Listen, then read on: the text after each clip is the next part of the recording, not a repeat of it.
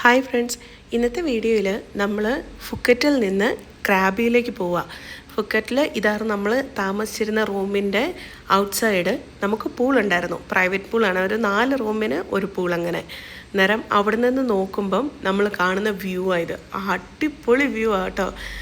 ഇനി ഒരേ ഒരു ഇവിടുത്തെ ഒരു ഡിസഡ്വാൻറ്റേജ് എന്ന് പറഞ്ഞാൽ ഈ സ്റ്റെപ്സ് അത്രയും നമ്മൾ നടന്ന് കയറുകയും ഇറങ്ങുകയും ചെയ്യണമായിരുന്നു. ലിഫ്റ്റൊന്നുമില്ല. പിന്നെ ഇത് നമ്മൾ അവിടെ നിന്ന് പുറപ്പെട്ട് കുറച്ചങ്ങ് ചെന്ന് കഴിഞ്ഞപ്പോഴത്തേക്കും നമ്മളൊന്ന് ചായ കുടിക്കാൻ നിർത്തിയതായിരുന്നു. അവിടുത്തെ അത്യാവശ്യം നല്ല ചൂടുള്ള കാലാവസ്ഥയാട്ടോ. നല്ല ഡിസംബറിലാണ് പോയെങ്കിൽ അത് ഞാൻ ഫസ്റ്റ് പറഞ്ഞായിരുന്നല്ലോ. അതുപോലെ തന്നെ അവിടുത്തെ മലകൾ മിക്കതും കല്ലുകളാണ്. കല്ലെന്ന് പറഞ്ഞാൽ ഇതിപ്പോൾ ഈ കാണുന്നില്ലേ, അത് കല്ലാണ് ശരിക്കും. എന്നിട്ട് അതിൻ്റെ മേലെ കുറേശ്ശെ ഇങ്ങനെ ഈ പായൽ പറ്റി പിടിച്ചിരിക്കുന്ന പോലെയാണ് മരങ്ങളും ചെടികളൊക്കെ വളർന്നു നിൽക്കുന്നത്. ഇതാണ് ക്രാബിയിലെ മെയിൻ വ്യൂ എന്ന് പറയുന്നത്.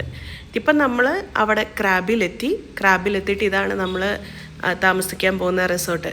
ഇതിൻ്റെ ആംബിയൻസ് അടിപൊളിയായിരുന്നു കേട്ടോ. നല്ല എന്താ പറയണ്ടത്, നമുക്ക് കാഴ്ചയ്ക്ക് നല്ല രസമുള്ള രീതിയിൽ അവർ ഓരോന്ന് ഡെക്കറേറ്റ് ചെയ്ത് വെക്കുകയും, അതുപോലെ അവിടുത്തെ കോട്ടേജസ്, റെസ്റ്റോറൻറ്റ്, പിന്നെ ബീച്ച് സൈഡ് തന്നെയായിരുന്നു. ക്രാബിൽ ഒരുപാട് നമുക്ക് എക്സ്പ്ലോർ ചെയ്യാനുണ്ടായിരുന്നില്ല. അപ്പോൾ പിന്നെ നമ്മൾ കൂടുതലും അവിടെ എടുത്തിരുന്ന റൂം അതിലാണ് കോൺസെൻട്രേറ്റ് ചെയ്തിരുന്നത്. അത് അടിപൊളിയായിരുന്നു. പിന്നെ ഇതായിരുന്നു നമ്മളുടെ റൂം.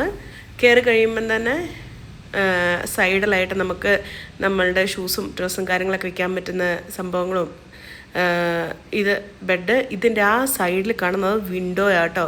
വിൻഡോ എന്ന് പറഞ്ഞാൽ ഓപ്പൺ ആക്കുമ്പോൾ അതങ്ങനെ സീ വ്യൂ ആണ്. ഇത് അവിടുത്തെ ടോയ്ലറ്റ്. ഇതിൻ്റെ ടോയ്ലറ്റിനകത്തൊരു ഇതെന്നു വെച്ചാൽ നമ്മൾ കുളിക്കുന്നതിൻ്റെ സൈഡിൽ ഒരു മിറർ കണ്ടു. അത് നേരെ പുറത്തുനിന്ന് നോക്കിയിട്ടുണ്ടെങ്കിലും വിസിബിളാണ്. അങ്ങനത്തെ അതൊരു കോമഡിയായിരുന്നു. പിന്നെ നേരെ ഇതാണ് ഗ്ലാസ് ഓപ്പൺ ആക്കി പുറത്തോട്ട് ഇറങ്ങിയാലുള്ള വ്യൂ. പുറത്തോട്ട് ഇറങ്ങുമ്പോൾ ഉടനെ തന്നെ ഇവിടെ നോക്ക്, പുറത്ത് തന്നെ ടബുണ്ട്. പിന്നെ ഇങ്ങനെ സീയുടെ തൊട്ടടുത്ത് തന്നെ ബീച്ച് സൈഡ് തന്നെയായിരുന്നു ഈ റിസോർട്ടൊക്കെ. പിന്നെ അന്ന് നമ്മൾ വൈകുന്നേരം ഈ ഓനാങ് എന്ന് പറഞ്ഞുകൊണ്ട് ഒരു നൈറ്റ് മാർക്കറ്റ് ഉണ്ട്, അവിടെയായിരുന്നു പോയിരുന്നത്. അങ്ങോട്ട് കയറി ഉടനെ തന്നെ സൈഡിൽ പിള്ളേർക്കുള്ളൊരു പ്ലേയിങ് ഏരിയ ഉണ്ടായിരുന്നു.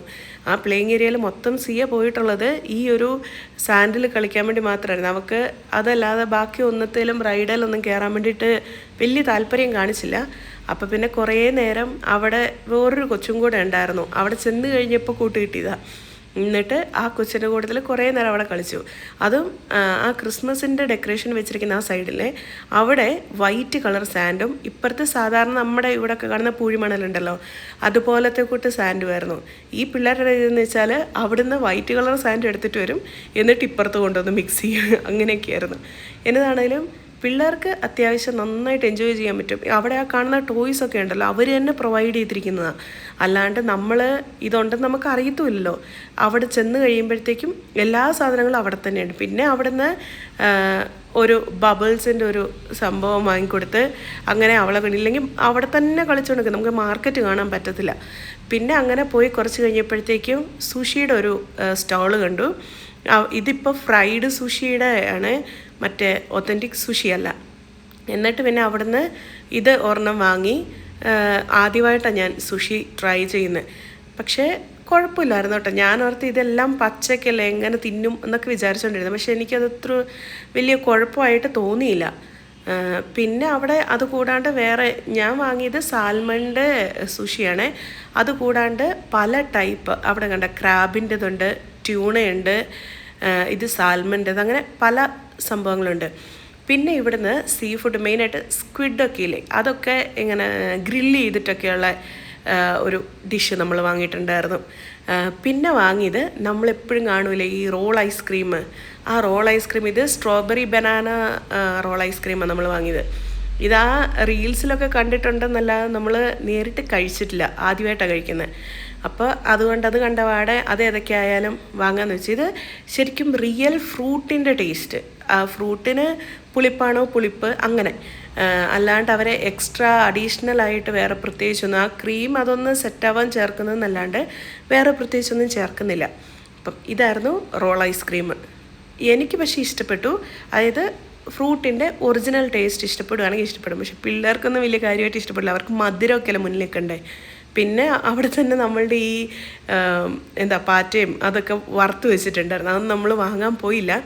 പിന്നെ അത് കഴിഞ്ഞ് അവിടെ നമ്മൾ ട്രൈ ചെയ്തത് അവിടെ ഒരു ജ്യൂസിൻ്റെ സെക്ഷൻ ഉണ്ടായിരുന്നു. ഇവിടെ ജ്യൂസായിട്ട് വേണം അവർ ജ്യൂസിൻ്റെ അകത്ത് എന്തൊക്കെ വേണോ അതെല്ലാം ആ ഒരു കപ്പിൻ്റെ അകത്ത് ഓൾറെഡി കട്ട് ചെയ്ത് അവിടെ തന്നെ വെച്ചിട്ടുണ്ട്. അപ്പം നമുക്കതിൽ ഏതാണോ വേണ്ടത് അത് പറയുമ്പോഴത്തേ അവർ ആ കപ്പ് കൊണ്ടുപോയി ഷേക്ക് പോലെ അടിച്ചിട്ട് അങ്ങനെ തരിക ചെയ്യുന്നത്. പിന്നെ അവിടെ ലാസ്റ്റ് ഒരു പർട്ടിക്കുലർ ടൈം കഴിയുമ്പോഴത്തേക്കും ഇതുപോലെ ഫയർ ഷോ ഉണ്ട്. ഇത് പ്രത്യേകിച്ച് നമ്മൾ പൈസ കൊടുക്കുകയോ പേ ചെയ്യുകയൊന്നും വേണ്ട, അങ്ങനെ തന്നെ അവിടുന്ന് ഫ്രീ ആയിട്ട് നമുക്ക് കാണാം. അവർ ആ ഗ്രൗണ്ടിൽ തന്നെ അത് ഒത്തിരി നേരം ഉണ്ടായിരുന്നു. ആദ്യം കുറേ നേരമൊക്കെ നമ്മൾ വീഡിയോ ഒക്കെ എടുത്തു.